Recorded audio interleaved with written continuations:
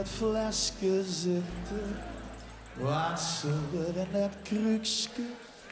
Cognac of goede wien of witte? Of zo dat oude kloren?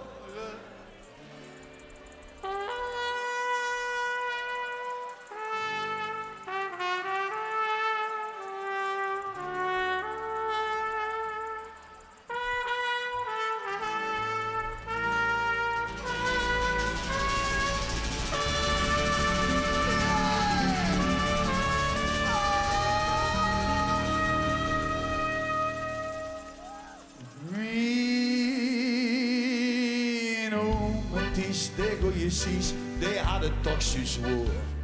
Hij had zo'n piet, wat zal het zien? Ja, dat is heel gewoon. De dokter zoekt wat en een loof. En de zoeken als in test. En nou heet hem Ties. En joh, precies. Die fles al in de... Eén woordje, één lettergreep vanuit de tienen, kom op. Iets harder, zodat ze het meest dat hoes kunnen huren een keer. Kom op!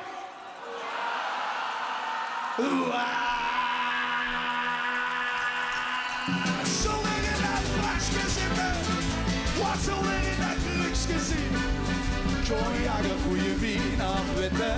Of zal er al de kleuren zien? Wat zal er in dat flesje zitten? Kom op! Wat zal er in dat krukje zien? Cognac of goede wien of witte? Zodat alle kleuren zien.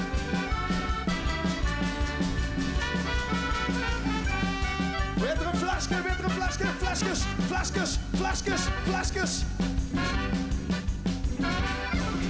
Maar tante Miki, die vond het wel verdacht. En zag voor van een spineman, ze joeg zich dag en nacht.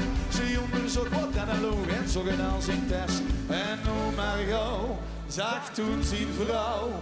Die fles heet hoe die fles. Eén keer alleen de meetjes. Harde meetjes, ook de meetjes weer de oude merk, kom op.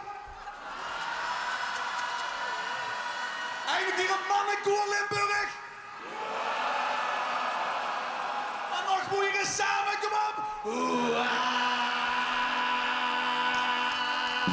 Zo weer in het flesje zitten. Wat zal er in mijn krukje zien? Cognac en goede wien of witte?